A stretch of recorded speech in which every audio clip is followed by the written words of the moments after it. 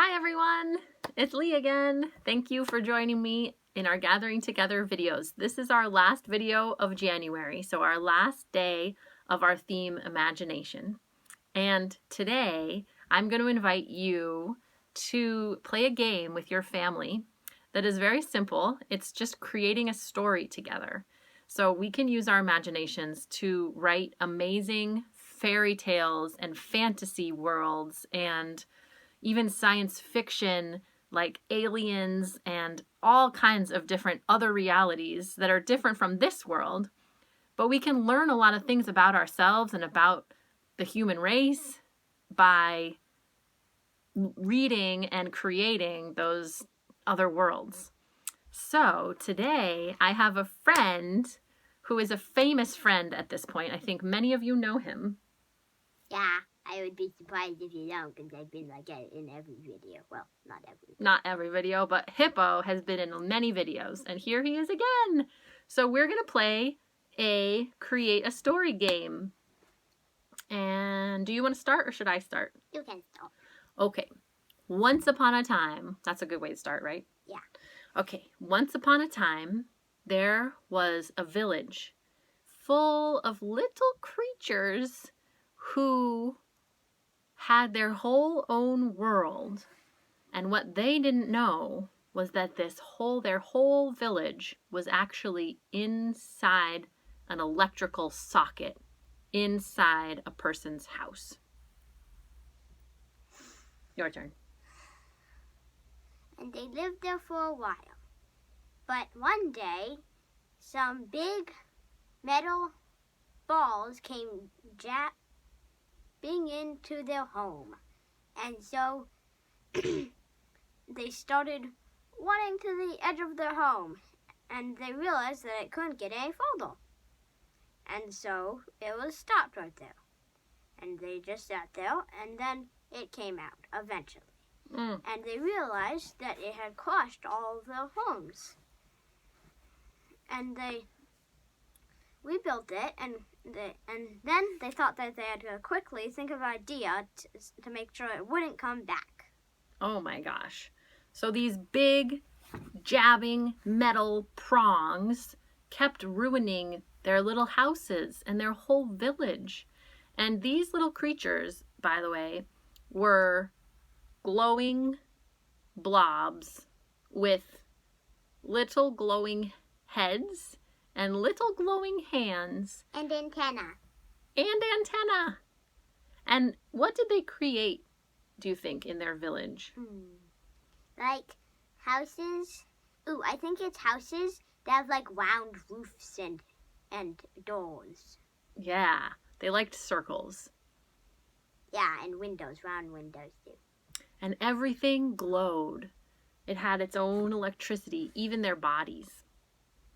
So every time these big metallic prongs came crashing through their village, they would gather together and pick up the pieces of their houses and gardens and their beautiful sculptures that they had made. And they knew that they needed to figure out a solution for how to keep these metal prongs from jabbing into their village. So they all gathered in a council meeting one night to discuss. There was a little bit of arguing, but eventually they came up with 3 ideas. The first idea was to push against them. And the second idea was when they knew they were coming, to run away and find a different place. So maybe let's see what happens with that first idea. The first one, okay. So their first idea is to fight back, to push against those metal prongs, right? That was their first plan? Yeah. So they gathered their strongest little blob creatures and they gathered their shining blob weapons and pushers. They had big glowing spheres that they could push against the prongs that were coming into their village. But it didn't work because The prongs were too strong. And they pushed against them, and then they just pushed them back, and eventually they gave up. And you know what? Some of the little glowing blob people got hurt. They were pushing so hard that they would get hurt against those big metal things, and they realized we probably shouldn't be fighting. We have to figure out a different solution, as this fighting isn't working. That big thing is too strong, and we're getting hurt and defeated and sad. So their second idea was to run away. Come up a little higher, little friend, so they can see you. Oh, there you are. Look at those little hands. Oh, there you are. Okay, so that's right. Their second idea was to run away. So? When they knew it was the night that the prongs always came to break down the village, they ran out into the big world outside. And they didn't look around much, and they just kept going along the side of the wall where their home apparently was, even though they didn't know, and found another place that looked exactly like it, right next to theirs. And so they were delighted, and they had a big party. They found a new home that they doubt the prongs would have come to, because they thought the prongs would just think they were still there and tried to push that village down. Perfect. So they set up their whole village again. All beautiful structures and their beautiful sculptures. And they made a whole new village in this perfect little place that they had found right next to their old place. And they thought, this should be a safe place. Now the big metal prongs won't find us. But that didn't work either. The metal prongs came back anyway. And they looked exactly the same, not any different. Oh, man. So their village got smashed into again. This time they met in their council circle and they talked about their options. They had tried fighting the metal prongs. They had tried running away from the metal prongs. And now, what is their third idea? To talk to whoever was pushing it, or if nobody was pushing it, just to talk to the metal prongs. So they go out, they send a group of very brave glowing blobs, and do these blobs have a name, by the way? I think it's like Squabble Wabble. The Squabble Wabbles. Yeah. Okay, so they get a band of their most bravest Squabble Wabbles, and they bring their glowing spheres and some beautiful glowing prisms, and they go off on an adventure to find the source of where these big metallic prongs are coming from. And they searched for a while, and after a while, they found a cord.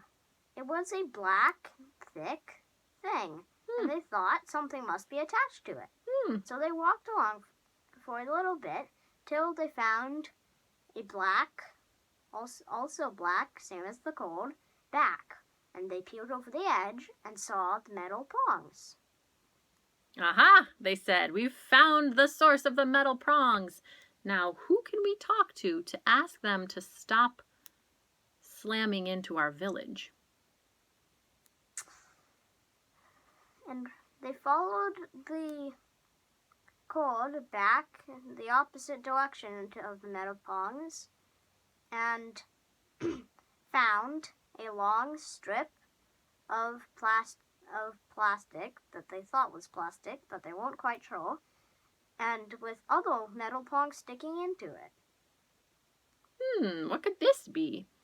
Well, they decided to sit and wait because they knew that every once in a while, those metal prongs, instead of lying next to their home, suddenly were pushed into their home. So they knew that either the metal prongs were the ones that would wake up and suddenly come alive and smash into their home, or that there was another creature that was pushing them in. So they waited. And waited. It took a while, but after a while they heard loud, huge thumps of what's that called? Not footprints. Footsteps? Footsteps. Ooh. And one of them whispered to the other, "What's that? It's so loud. What's so big?" And then once they were getting closer, they hid behind the plastic thing so that the whatever that creature was that was so loud could not see them. And they peered over. One of the bravest ones peered over and saw a huge thing that had almost pale, but not like really pale. It wasn't glowing. I never seen anything like it. It was just this big. How big was the hippo? Can you show us with your hands? Like, oof. Oh, it's so big. Oh, it's bigger than that, isn't it? Like Yeah. as big as me. Yeah. Whoa. Because it was you. Well, not really, but it was a human. But anyway, they didn't know that. Yeah. And so the bravest one that was also looking hopped over the thing and looked up at it.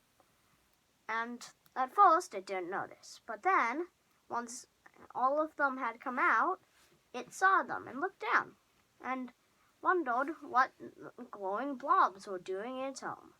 And so it picked one of them up and asked it what it was doing. It was so the bravest one, even the bravest one was so frightened, but it answered that they were coming to look for what was pushing these metal prongs into their home. So they talked about it. That little glowing blob mustered up all its courage and talked to that gigantic human. And it turned out that the human was very nice and listened and appreciated being told that there was a tiny village inside of that light socket. And the little blob listened and realized that the big metal prongs were connected to the twinkly lights that the human plugged in every night to have a beautiful glow at their table. And so they came to a wonderful agreement where the humans agreed to not smash those metal prongs into the Squabble Wobble's village, and the Squabble Wobbles offered to add their beautiful glow to the dinner table for the humans when they ate.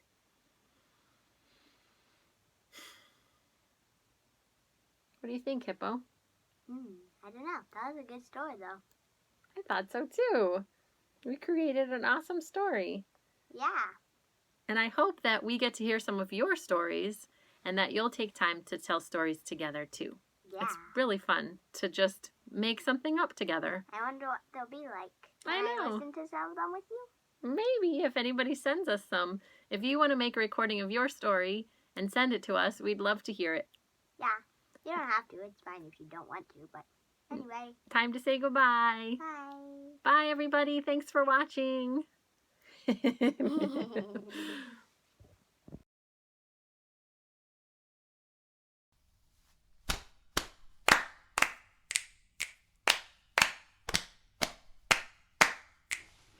Who can I be? Who can I be? What will I see? What will I see? In this great world, in this great world, who could be free? Who could be free? What will I build? What will I build? And what will I find? And what will I find? My story begins. My story begins. Inside my mind. Inside my mind. Who can I be? Who can I be? What will I see? And what will I see? In this great world. In this great world. Who could be free? Who could be free? What will I build? What will I build? And what will I find? And what will I find? My story begins. My story begins. Inside my mind. Inside my mind. In my imagination.